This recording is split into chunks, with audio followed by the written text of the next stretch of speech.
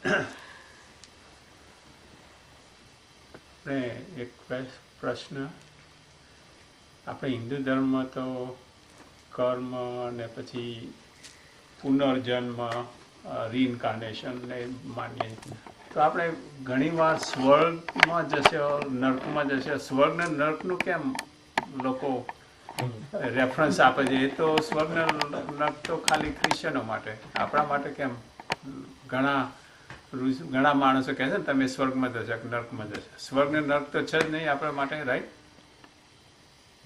તો એ બધું સમજાવો થોડું. હા, એકચ્યુઅલી પહેલી વસ્તુ તો એવી છે કે આપણા શાસ્ત્રોમાં બી સ્વર્ગ નરકની વાતો છે, અને એનું કારણ એ છે કે માણસોના બી અલગ અલગ આમ સ્તર હોય છે, લેવલ હોય છે.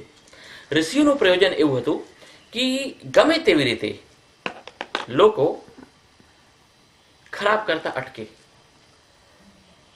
તો ખરાબ કરતા અટકાવવામાં માટે એ લોકો આમ નરકનો ભય બતાવ્યા. કેમ કે અમુક લેવલ સ્તરના માણસો એવા હોય કે એને ભય બતાવો તો એ અટકી જાય. તો ગમે તેવી રીતે ખરાબ કરતા અટકે એટલા માટે એને ભયંકર આમ નરકનો ભય બતાવ્યા. કે આમ નરકમાં કેવું હોય છે, આમ ઉકળતા આમ તેલના કડાહા હોય છે, અને લઈ જઈને ઓલા નાખીને આમ કચોરી રીતે એમાં બધા તલે બધા પાછા એને આમ બધા ઓલા ભાલાથી મારતા હોય છે, પહાડ ઉપરથી એને પાડી દેતા હશે બધા યમદૂતો. અને એવા એટલા બધા નરકોના વર્ણન છે અલગ અલગ પુરાણોમાં, તો કે આમ તમે વાંચો તોય આમ ધ્રુજારી છૂટી જાય. તો એનું પ્રયોજન એ હતું કે માણસ ભયના લીધે પણ ભલે ને ખરાબ કરતા અટકે. ઘણી વાર જો આપણો જે ઇન્ડિયન કોમ્યુનિટી છે, અમુક લોકો એટલા માટે આમ ખરાબ કરતા અટકે છે કે બધા આપણી વાતો કરશે, એટલા માટે આમ લોકો આમ, તો એટલીસ્ટ ઇટ્સ ગુડ, સારું છે. અને અમુક લોકો સારા કર્મોમાં પ્રવૃત્ત થાય, કદાચ એને શુદ્ધ ભાવ ના હોય તો બી ભલે પ્રવૃત્ત થાય, લોભના લીધે ભલે પ્રવૃત્ત થતા હોય, તો એને સ્વર્ગના એને પ્રલોભન આપ્યા કે તમે આમ સારું કર્મ કરશો ને તો અહીંયા તો ચાલો તમે સ્વાદિષ્ટ ભોજન કરો છો તો એક લિમિટ છે. તમે જેટલા બી સાંસારિક ભોગો જે તમને ગમે છે, રૂચે છે, એ ભોગો છો, એની એક લિમિટ છે, અને શરીર થાકી જાય છે. પણ આ પછીના એક એવું લોક છે કે તમે સારા કર્મો કરશો તો ત્યાં આ જ ભોગોને તમે અનલિમિટેડ રૂપથી ભોગવી શકશો. ત્યાં એવો તડકો નથી જે તમને આમ બિલકુલ આમ થકાવી દેશે. ત્યાં ચંદ્રમાના પ્રકાશની જેમ શીતળતા છે. ત્યાં બી ઘણી બધી અપ્સરાઓ છે. ત્યાં બી એકદમ બિલકુલ ભૂખની આમ જ્વાલા, નામ તરસનું આમ પીડા, અને એકદમ બિલકુલ એવા વર્ણન સ્વર્ગના કર્યા છે કે ખરેખર અગર માણસ ભોગવાદી પ્રકૃતિ ના હોય તો એવી સરસ આમ આ લોકો વર્ણવ્યા છે શાસ્ત્રોમાં, સ્વર્ગ નું દ્રશ્ય ઉભા કર્યા છે કે એકવાર તો માણસો સારા કર્મોમાં લાગી જાય તો ઋષિ મુનિઓની એવી ઈચ્છા હતી, એનું એવું ઉદ્દેશ્ય પ્રયોજન હતું કે ગમે તેવી રીતે માણસો ખરાબ કરતા અટકે અને સારા કર્મોમાં પ્રવૃત્ત થાય. તો એટલા માટે નરકના ભય બતાવ્યા અને સારા કર્મોમાં લગાડવા માટે એ લોકો સ્વર્ગનો પ્રલોભન આપ્યા. અને આમ રિયલમાં તો નહીં, રિયલમાં તો કર્મ ને પછી રીઇન્કાર્નેશન, રાઈટ? હા, જે એકચ્યુઅલી આ તો વાત થોડીક બહુ ડિફિકલ્ટ છે. કેમ કે ઘણી વાર હું બી આમ વિચાર કરું છું, એટલે લાગે છે કે ચાલો કદાચ કોઈ અહીંયાના અલાવા બી સ્વર્ગ હોય તો એમાં અગર માણસ કોઈ સ્વર્ગમાં જાય છે તો પોતાના પુણ્યોને ભોગીને પાછા અહીંયા આવે છે, નરકમાં જાય છે એટલે પોતાના પાપોને ભોગીને અહીંયા આવ્યા. તો અહીંયા તો બધાને ઇક્વલ હોવું જોઈએ. અહીંયા કોઈને અમીર ગરીબ, કોઈને રોગી, કોઈને સ્વસ્થ ન હોવું જોઈએ. કોઈ ગરડા અને કોઈ આમ યુવાન, કોઈ આમ નાના છોકરા, કોઈ વધારે બ્રિલિયન્ટ, કોઈ આમ બિલકુલ મંદ બુદ્ધિના, કોઈ સાવ ગાંડો. અહીંયા તો થવાનો મતલબ જ નથી ને. અહીંયા તો એકદમ બિલકુલ સરખા બધાને હોવું જોઈએ. કેમ કે સ્વર્ગમાં જઈને કદાચ એને પુણ્યોને એ ભોગવી લીધું, નરકમાં જઈને પોતાનું પાપોને ભોગવી લીધું, તો અહીંયા પછી સુખ દુઃખનો મતલબ શું? તો કદાચ લાગે છે કે રિયલમાં તો આ જ જન્મમાં સ્વર્ગ અને નરકની વ્યવસ્થા છે. જ્યારે તમે કોઈ સારા કામ કરો, સારા કર્મમાં બી કોઈને હેલ્પિંગ વાળું જે તમે કર્મ કર્યા અને અંદરથી તમને આમ પ્રસન્નતા જે થઈ, જે હેપીનેસ જે થયું, જે સારું લાગ્યું, તમને ખોટું કર્યા, કોઈ ખરાબ કર્મ કર્યા, કોઈને પીડિત કર્યા, અને અંદરથી જે ગ્લાનિથી આપણો ચિત્ત ભરાય છે, એ ખરેખર નરક છે. અને કદાચ એવું બી બની શકે, કદાચ સ્વર્ગ નરક હશે બી. બીજા ભગવાન ગીતામાં તો એવી જ વાતો કરી છે. કદાચ માનો કે બીજે બી સ્વર્ગ નરક હોય, અને જેવું મને લાગે છે કે બીજે સ્વર્ગ નરક હોય તો પછી અહીંયા સુખ દુઃખનો મતલબ શું? તો કદાચ એનો બી મતલબ એવું થઈ શકે કે જો અહીંયાના સુખ અને અહીંયાના જે દુઃખ છે ને, એ તો સ્વર્ગના સુખ અને નરકના દુઃખના માત્ર એક છાયા જેવું છે. એવી રીતના છે કે કોઈ તમે વાસણમાં આમ અથાણું રાખેલા હોય 5 વર્ષ 10 વર્ષ સુધી અને ઘણા ટાઈમ સુધી, પછી એ અથાણા કાઢીને વાસણને તમે ધોઈ નાખો ને તો બી એમાંથી સ્મેલ કે અથાણાનું આવતું જ હશે. બરાબર છે? તો આપણે જે અહીંયા દુઃખી છે ને, એ લોકો ભલે નરકમાં દુઃખો ભોગીને આમ આવ્યા હોય, એ અહીંયાના જે દુઃખ છે એ નરકના દુઃખની સ્મેલ છે. એકચ્યુઅલી ખરેખર તો જે બધા અહીંયા બધી રીતે સુખી છે, જે સ્વર્ગમાં સુખ ભોગીને આવ્યા છે, એ એનો એક પરિચય છે. નહીં તો શું ખબર પડે કે આ માણસ સારું કર્મ કર્યો ખરાબ કર્મ કર્યો?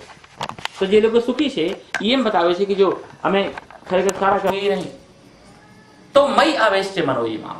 भगवान ने कहा अपने मन को, ये मन जहां जहां भी जाता है, भटकता है, भागता है, कोई बात नहीं है.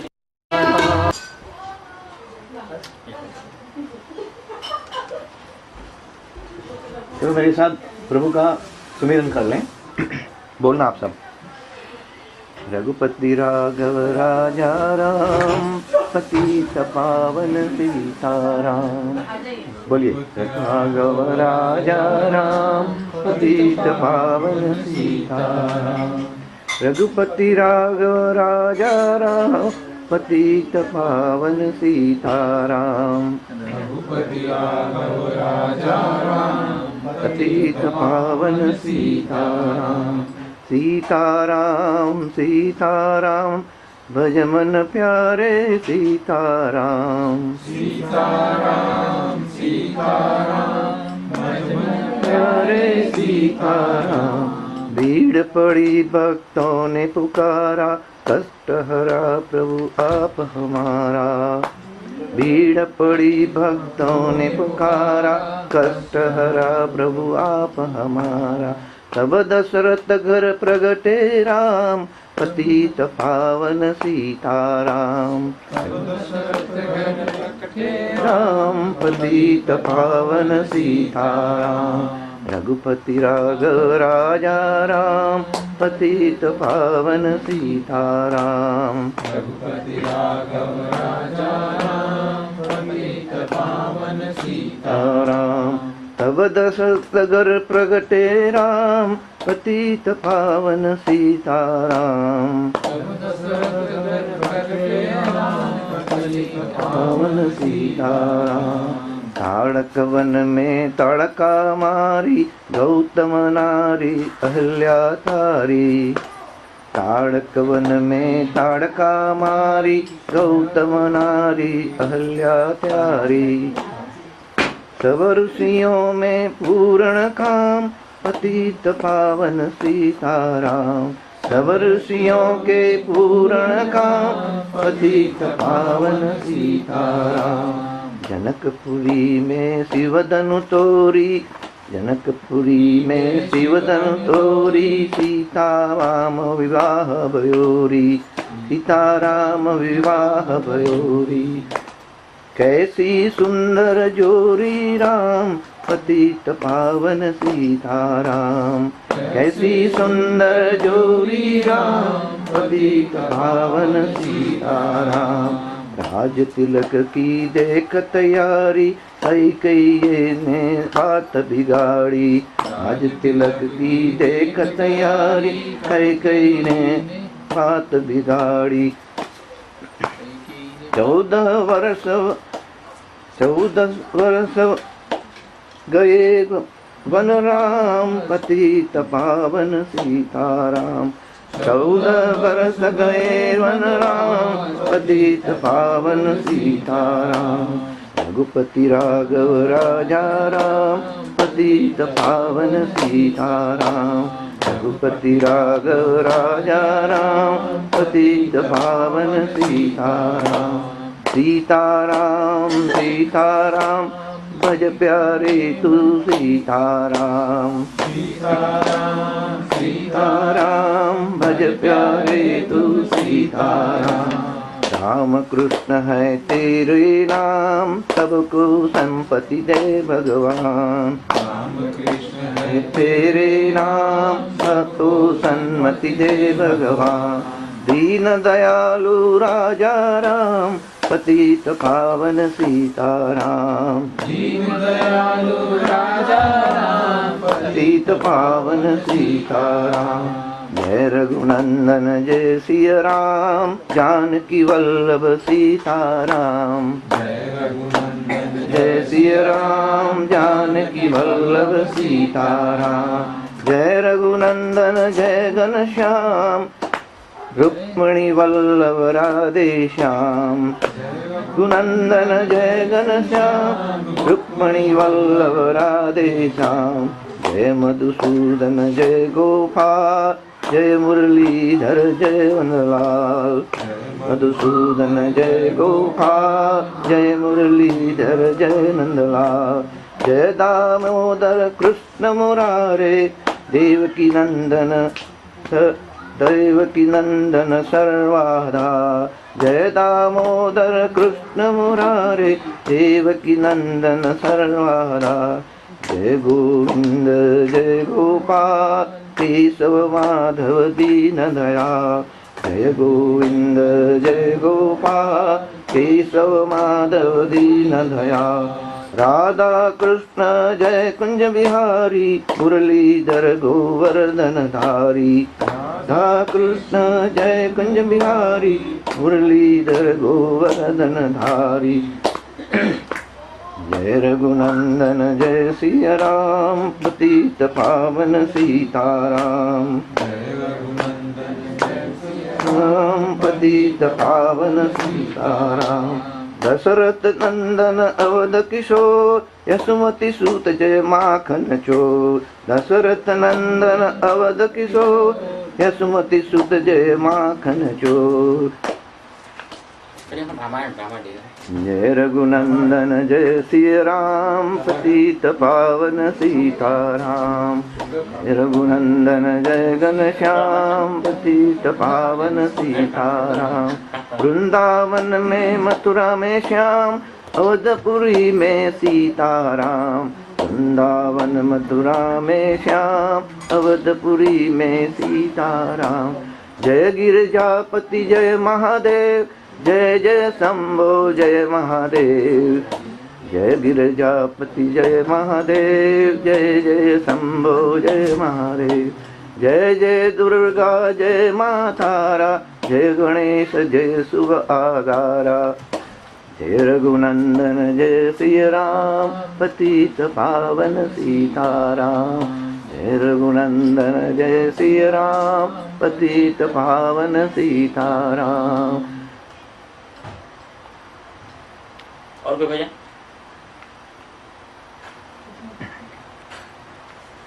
बोलो किसको भी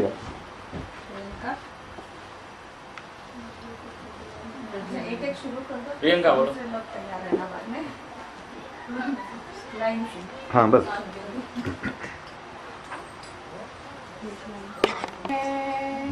मन भजने शिव के नाम को तो प्यारा नाम है। शिव जी का नाम साचा, शिव जी का नाम साचा मुक्ति का नाम है। मन भजने शिव के नाम को प्यारा नाम है। मन भजने शिव के नाम को प्यारा नाम है। शिव जी का नाम साचा, शिव जी का नाम साचा मुक्ति का नाम है। मन भजने शिव के नाम का प्यारा नाम है। ओम नमः नमः शिवाय, ओम नमः शिवाय, ओम नमः शिवाय, ओम नमः शिवाय, शिवाय ओम नमः शिवाय ओम नमः शिवाय ओम नमः शिवाय।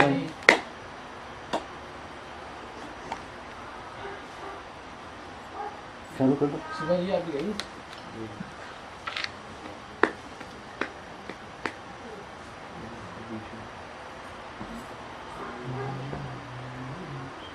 ओम नमः शिवाय ओम नमः शिवाय हरि ओम नमः शिवाय शिवाय ओम नमः शिवाय हरि ओम नमः शिवाय। तैयार रखना।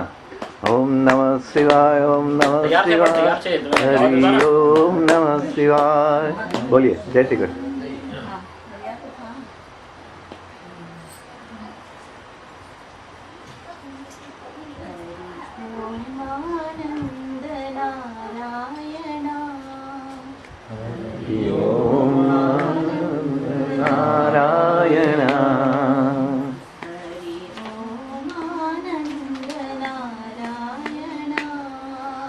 हरि ओम आनंद नारायण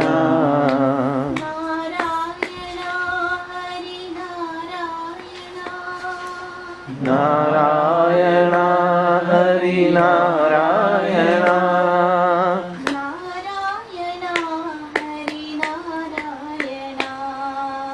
नारायण हरि नारायण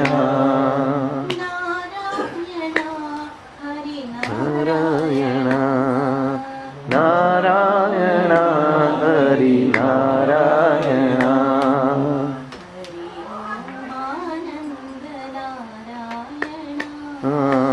हरि ओम आनंद नारायण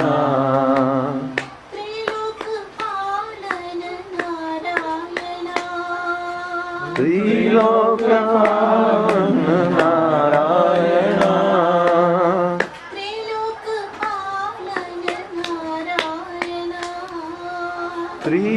त्रिलोकपालन नारायण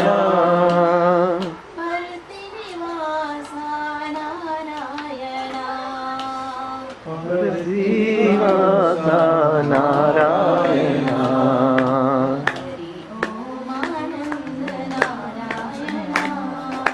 हरि ओम आनंद नारायण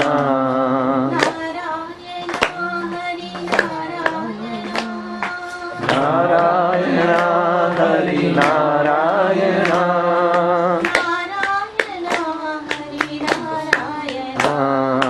नारायण हरि नारायण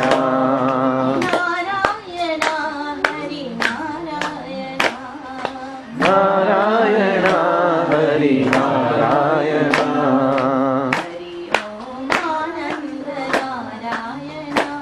हरि ओम आनंद नारायण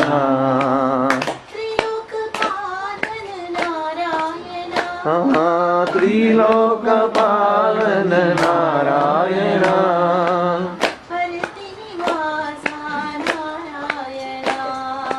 श्रीवासा नारायण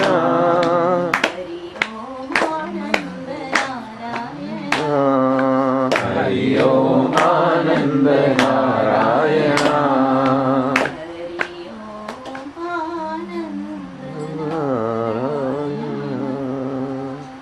हरि ओम आनंद नारायण।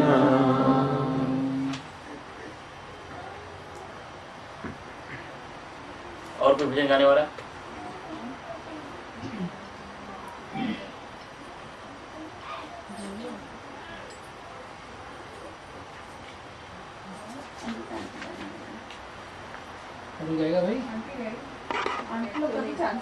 जय बोलो यशोदानंदन की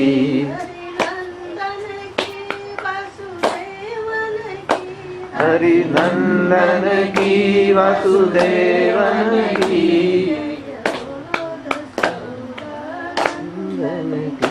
जय बोलो यशोदानंदन की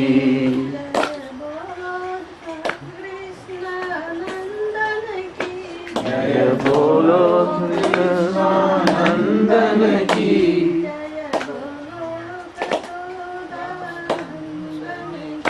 जय बोलो यशोदा नंदन की। आगे नहीं आता। कोई बात नहीं, कोई बात नहीं, जितना हो सके। और कोई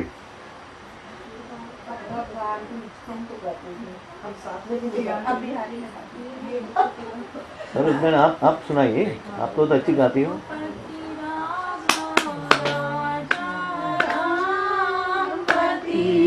पावन सीताराम रघुपति राघव राजा राम पतित पावन सीताराम सीताराम सीताराम भज प्यारे प्रभु सीताराम सीताराम सीताराम भज प्यारे प्रभु सीताराम तेरो नाम सबको सन्मति दे भगवान ईश्वर अल्लाह तेरो नाम सबको सन्मति दे भगवान राघव राजा राम पतित पावन सीताराम रघुपति राघव राजा राम पतित पावन सीताराम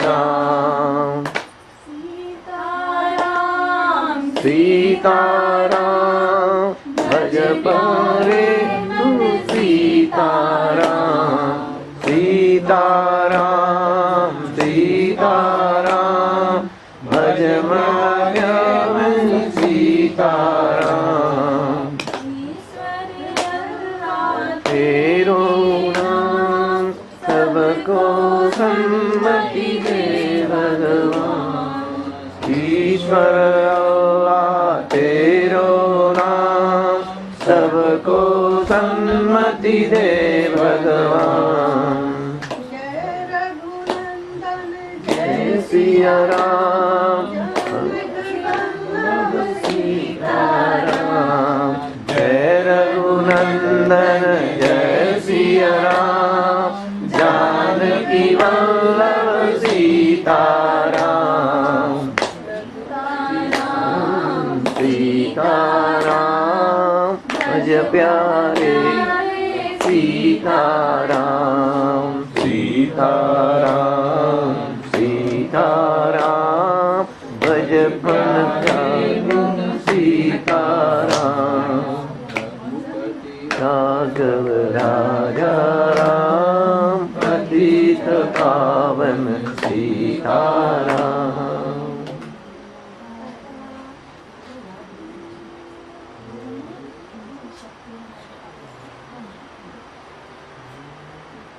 शक्ति हमें देना दाता मन का विश्वास कमजोर होना इतनी शक्ति हमें देना दाता मन का विश्वास कमजोर होना हम चले एक रास्ते पे हमसे बोल कर भी कोई बोल होना इतनी शक्ति हमें देना दाता मन का विश्वास कमजोर होना पूरे अज्ञान के हो अंधेरे तो हमें ज्ञान की रोशनी दे दूर अज्ञान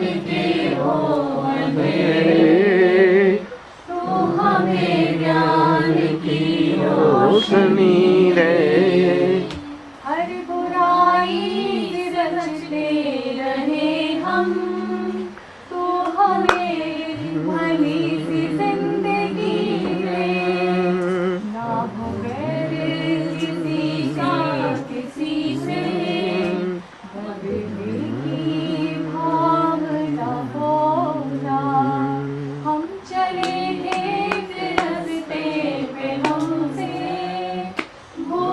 कर भी कोई भूल हो ना, इतनी शक्ति हमें देना दाता, मन का विश्वास कमजोर होना।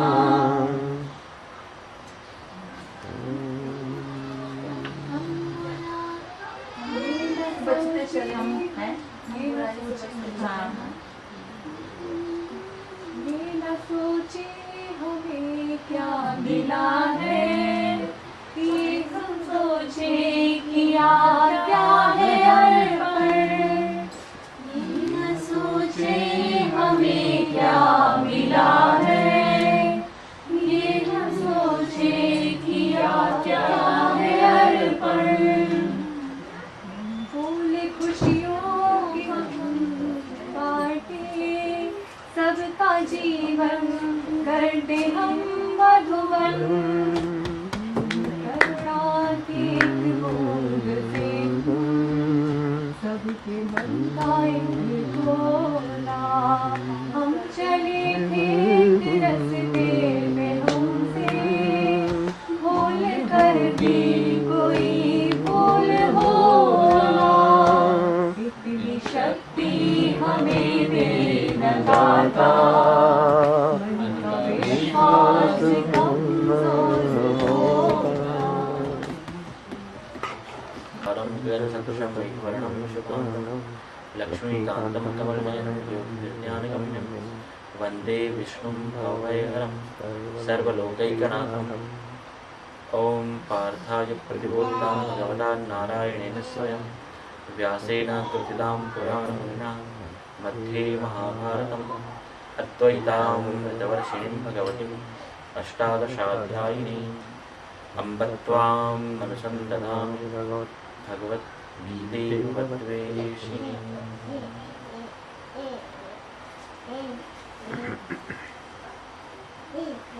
ॐ भूर्भुवस्वः ॐ भूर्भुवस्वः तत्सवितुर्वरेण्यं तत्सवितुर्वरेण्यं भर्गो देवस्य धीमहि भर्गो देवस्य धीमहि धियो यो नः प्रचोदयात् धियो यो न प्रचोदयात्। ईशावास्यम् ईशावास्यम् इदं सर्वम् इदं सर्वं यत्किञ्च यत्किञ्च जगत्यां जगत् जगत्यां जगत् तेन त्यक्तेन तेन तक्तेन भुञ्जीथाः भुञ्जीथा मा गृधः मा गृधः कस्य सिद्धनम् कस्य स्विद्धनम्।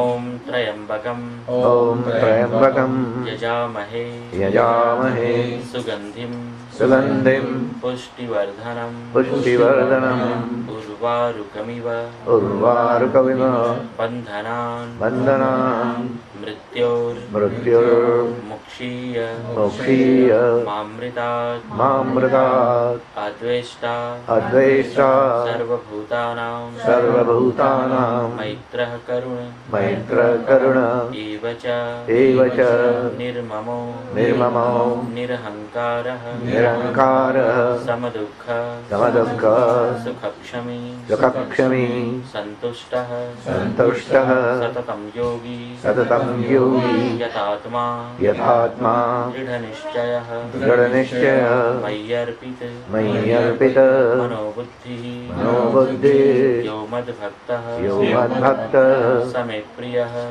प्रियः कर्मण्ये वादिकारस्ते वादिकारस्ते मा फलेषु कदाचन मा कर्मफल हेतुर्भुः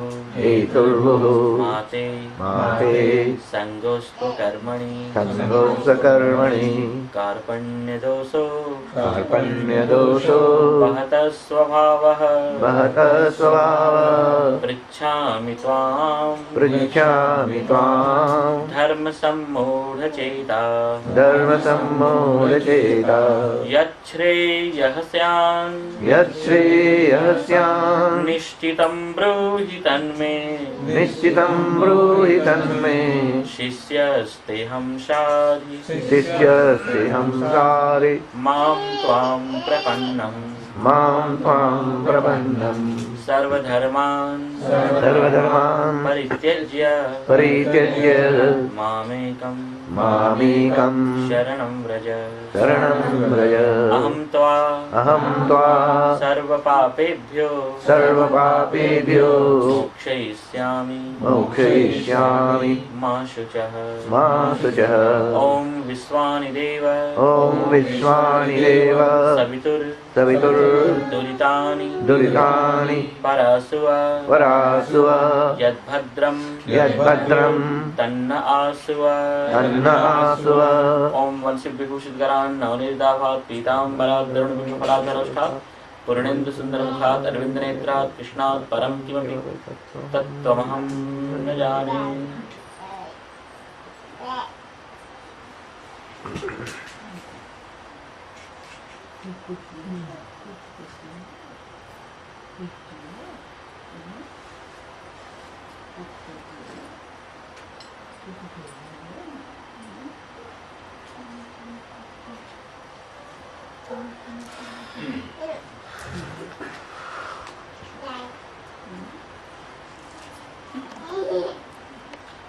मनुष्य जीवन का जो एकमात्र लक्ष्य है,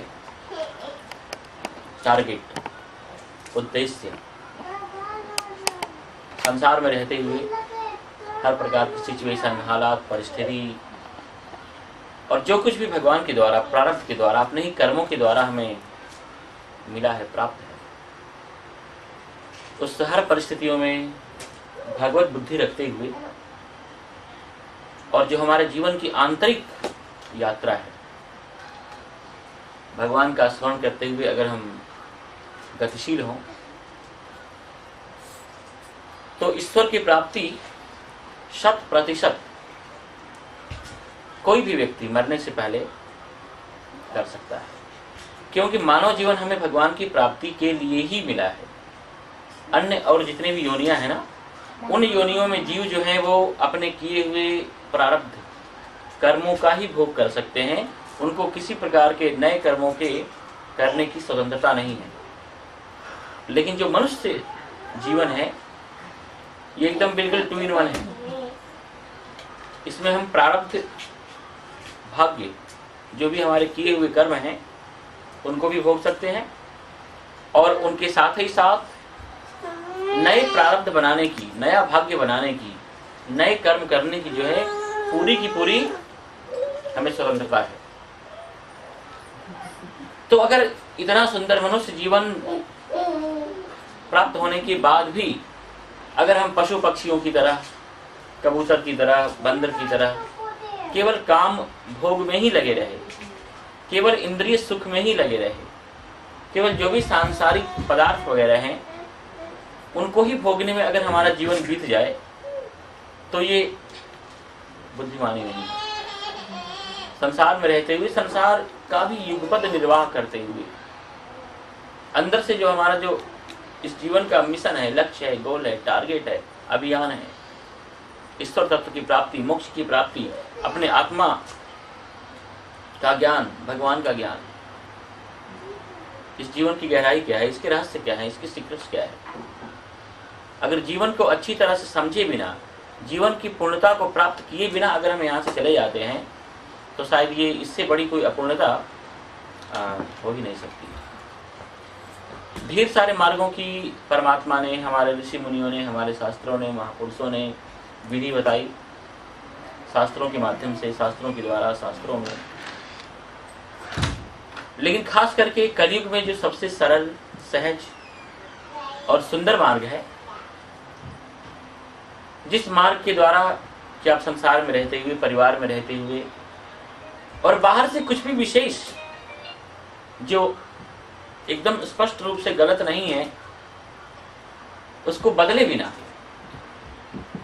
आप भगवान की प्राप्ति कर सकते हो। उसका जो सबसे स्पष्ट मार्ग बताया ऋषियों ने वो है सत्संग, जो कि आप लोग हमेशा करते ही रहते हैं। सत्संग की इतनी महिमा, इतनी प्रशंसा और इतनी बड़ाई हमारे मनीषियों ने, हर शास्त्रों में, महापुरुषों ने की है। लेकिन सत्संग का अर्थ केवल इतना ही करना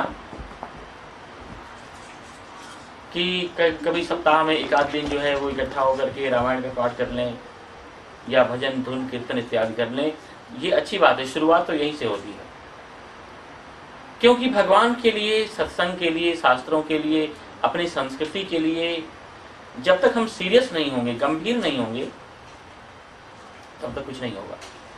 मुझे आश्चर्य होता है कि अन्य वस्तुओं के लिए, अन्य चीजों के लिए लोग बड़े गंभीर होते हैं। कहीं अगर आमंत्रण है किसी की पार्टी में, रिसेप्शन में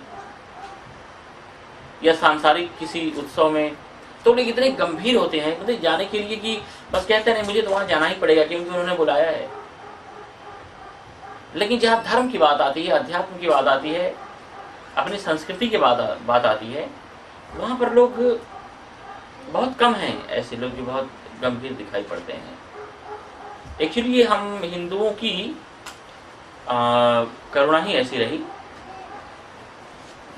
कि बहुत प्राचीन काल से हम लोग अपनी संस्कृति के लिए, अपने धर्म के लिए, अपने अध्यात्म के लिए, अपने भगवान के लिए, अपने जीवन के लिए हम लोग सीरियस नहीं है, पहले से ही नहीं थे और आज भी लोग नहीं हैं। बहुत प्राचीन काल से ही देखो तो जो हिंदू जाति है ना, पता नहीं जो बहुत ज्यादा कई लोग खराब भी लग सकता है, लेकिन हिंदू जाति बहुत पहले से ही, प्राचीन काल से ही बड़ी भोगी जाति रही। अगर हिंदू लोगों को संसार में सब कुछ अच्छी तरह से अगर प्राप्त हो जाए, मिल जाए, तो मुझे नहीं लगता है कि उनको पता भी होगा कि नहीं, या हो सकता है कि नहीं कि मंदिर जैसी भी कोई चीज है। बहुत पहले से इतिहास में पढ़ो, शास्त्रों में आप देखो तो इससे ज्यादा अधिक कोई भोगी जाति दिखाई नहीं पड़ती है।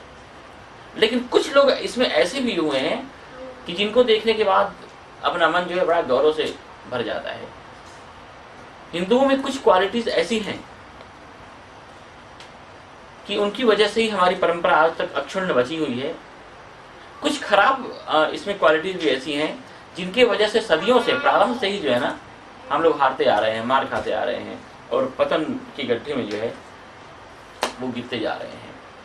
इस मामलों में हम लोग बड़े संपन्न हैं कि देखो परमात्मा ने जितनी कृपा हम लोगों के ऊपर की है, ऐसे ऐसे महर्षि हुए, ऐसे ऐसे महात्मा हुए, ऐसे महापुरुष हुए जिन्होंने अपने लिए जीवन जिया ही नहीं, जो पूरा का पूरा अपना जीवन ही जो है वो औरों के लिए वास्तव में जी करके गए। एक बहुत बड़े कॉन्फ्रेंस में विवेकानंद जी के जीवन की ये सच्ची घटना है कि बहुत बड़ा धर्म परिषद, धर्म की संसद थी, तो कुछ लोगों ने सोचा कि स्वामी जी को जरा कुछ अपमानित किया जाए, उनको थोड़ा सा नीचा दिखाया जाए। तो ढेर सारे धर्म ग्रंथों को उन्होंने एक के ऊपर ऐसे रखा था, लेकिन भगवत गीता को जो है उन लोगों ने सबसे नीचे रखा। फिर एक दो धर्माचार्य थे, उन्होंने स्वामी जी से पूछा कि महाराज आप देख रहे हो ना आपकी गीता कहाँ पड़ी हुई है। तो पहले गीता रखी थी, उसके बाद सारे के सारे दुनिया के धर्म ग्रंथ जो है रखे हुए थे। तो स्वामी विवेकानंद जी ने देखा और बड़े देखकर खुश हुए, प्रसन्न हुए, मुस्कुराए और कहा कि नहीं, नींव बहुत मजबूत है, अगर गीता को हम खींच लें तो सारे के सारे जो ग्रंथ हैं वो गिर पड़ेंगे। फिर उन्होंने सभी जो वहां पर थे एकत्रित धर्माचार्य, सबसे उन्होंने पूछा कि महात्मा इन मामलों में तो हम लोग इतने संपन्न हैं कि अगर मान लीजिए कि आपका जो धर्म ग्रंथ है बाइबल, किसी कारण से अगर वो लुप्त हो जाए, खो जाए, तो आपके पास क्या बचेगा। तो जो भी वहां पर थे उपस्थित पादरी, उन्होंने कहा कि अगर बाइबल खो जाए तो फिर तो हमारे पास कुछ नहीं बचेगा। ऐसे उन्होंने मौलाना जी से भी प्रश्न किया, जितने भी धर्मगुरु एकत्रित थे सबसे उन्होंने पूछा। फिर सबने ये कहा कि नहीं, अगर ये हमारा धर्म ग्रंथ अगर लुप्त हो जाता है फिर हमारे पास कुछ नहीं बचता है। स्वामी विवेकानंद जी ने कहा कि देखो, और हमारी बात अगर हम आपको बताएं तो हमारे यहाँ तो पहले 4 तो वेद हैं, उन 4 वेदों के बाद भी 4 उपवेद हैं, 18 पुराण हैं, उसके बाद 18 ही उपपुराण हैं, उसके बाद इतनी स्मृतियां हैं, इतने ढेर सारे जो है वो उपनिषद हैं, उसके बाद भी पंचम वेद महाभारत है, रामायण है, उसके बाद भी अगर हमारे यहाँ गीता बच जाती है ना तो सब कुछ वापस आ जाएगा। तो इतने इन मामलों में जो है हम लोग संपन्न हैं। जीवन को जितनी बारीकियों से, जितनी गहराई से हमारे यहाँ सोचा गया, देखा गया, समझा गया, उन पर चिंतन किया गया, दुनिया के कोई ग्रंथ दिखाई नहीं पड़ते हैं जहां पर इतनी गंभीरता के साथ जीवन को जो है उन लोगों ने देखने की कोशिश की होगी। तो आप सभी लोगों से हमारा निवेदन है कि वैसे ढेर सारे और विशेष ग्रंथों में जाने की आवश्यकता नहीं है, क्योंकि जिस सिचुएशन, जिस हालात, जिस परिस्थिति में आप लोग रह रहे हो, लेकिन 3 ग्रंथ जो हैं वो मुझे बहुत अच्छे, उत्तम दिखाई पड़ते हैं। और इन तीनों ग्रंथों का जो है आप लोग इनका सेवन करो। जैसे कि आप लोग सप्ताह में एक दिन एकत्रित होकर के रामायण का पाठ कर लेते हो, रामायण में भी केवल सुंदरकांड का पाठ कर लेते हो। सुंदरकांड बहुत सर्वश्रेष्ठ अध्याय है, लेकिन जीवन के लिए सारा संदेश केवल सुंदरकांड में ही नहीं है। इसको आप लोग इस तरह से भी ऐसा कर सकते हो, जैसे कि आप भले ही 5 दोहा आप लोग रोज पढ़ो, रामायण की शुरुआत से ही आप लोग शुरू करो और 5 दोहा बस एकत्रित होकर के आप लोग पढ़ो। 5 दोहे को पढ़ने में बहुत ज्यादा समय नहीं लगेगा। उसके बाद फिर जब दोबारा सप्ताह में एकत्रित हो तो फिर दूसरा 5 दोहा, फिर जब दोबारा एकत्रित हो तो तीसरा, ऐसे 5-5 दोहा या 10-10 दोहा। सुंदरकांड में तो कितने 60 दोहे हैं, तो आप लोगों को पाठ करने में कितना 1 घंटा लगता होगा? 2 घंटा अगर लगता है तो मान लो कि अगर आप लोग, ठीक है चलो 15 दोहे का पाठ करो, 30 दोहे का अगर आप लोग पाठ करो तो भी पूरी की पूरी रामायण जो है ना आप लोग कर सकते हो। तो उसमें ढेर जो जीवन के लिए अच्छे अच्छे मैसेज हैं, जो संदेश हैं, ढेर सारे जो जंगलों के उपदेश के जंगल आए हैं, उन सभी से भी आप लोग ऐसे परिचित होते जाओगे